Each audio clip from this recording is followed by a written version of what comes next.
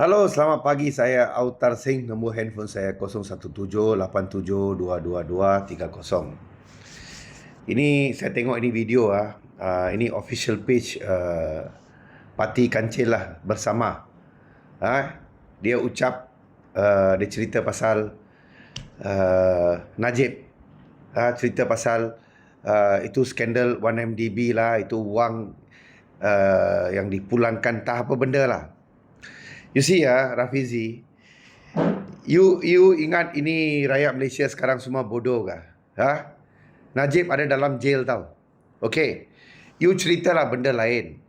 Sejak you tubuh you punya parti, sebelum you tubuh you punya parti, you punya kerja apa? You cerita pasal Anwar Ibrahim, cerita Anwar punya anak, cerita apa yang berlaku pada you cerita pasal itu Farhas lah, you cerita pasal semua orang lah, semua orang tara betul you cerita. You satu orang saja yang betul. And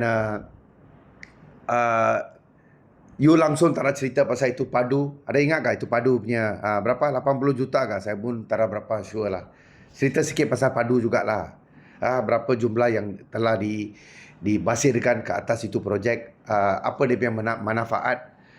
Beritahu rakyat Malaysia semualah. You kehebatan you. And then dulu sebelum you jadi menteri sebelum orang menang 2022 atau 18 lah. Apa formula yang awak guna pakai sehingga rakyat semua sudah senang? Sehingga hari ini, tolong share lah dengan rakyat Malaysia. Beritahulah satu persatu semua formula awak. Bila rakyat tanya you dekat itu satu by election dekat mana, dekat Perak ke mana, you cakap formula tengah berjalan lah bodoh. Macam tu you bagi jawapan. Sekarang Johor punya election is coming, you orang recycle Najib punya cerita lah. Ada orang recycle Rosman punya cerita lah. Macam-macam lah. Tak ada benda lain ke? Bersama you cakap ialah satu parti yang baru. You cerita pasal idea-idea baru lah. Macam mana you nak majukan negara, nak majukan Johor, nak majukan Negeri Sembilan. Apa you punya projection, apa parti you berancang untuk buat. Beritahu semua orang lah. Apa projection you, apa you punya plan untuk negara. Balik-balik you cerita ini lah. Orang sudah fed up tau, tak mau dengar inilah. Ini semua. You move ahead lah. Sudahlah. Ini semua kasih lepas lah.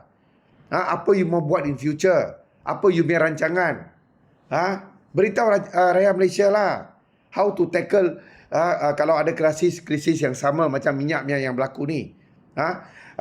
Perlu ada kena buat tempat penapisan yang baru macam Panggiran, dekat Panggiran sana. Macam mana mau tangani masalah banjir di Malaysia, masalah kekurangan air, masalah pekerja asing yang dihadapi oleh banyak businessman di Malaysia. Lepas tu you keluar pula idea nak mau kekal 5% saja pekerja asing. Bodoh tau. You memang bodohnya orang lah saya cakap. You must do something to make the people happy, not to make the people angry. Macam mana mau bawa balik GST ke, hapuskan SST, macam mana pendapatan negara boleh naik. You must fikir tau. Ini Malaysia patut dijadikan satu hub.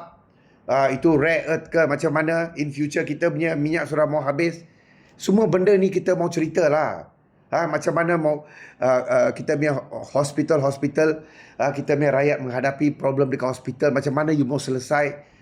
Macam mana mau bagi pendidikan percuma untuk kita punya anak-anak yang you orang dulu janji tipu sama semua anak-anak mahasiswa pun tak penuhi, mau hapus PTPN. All this you are not talking about. Talk about this. You talk about inilah, you talk about itulah.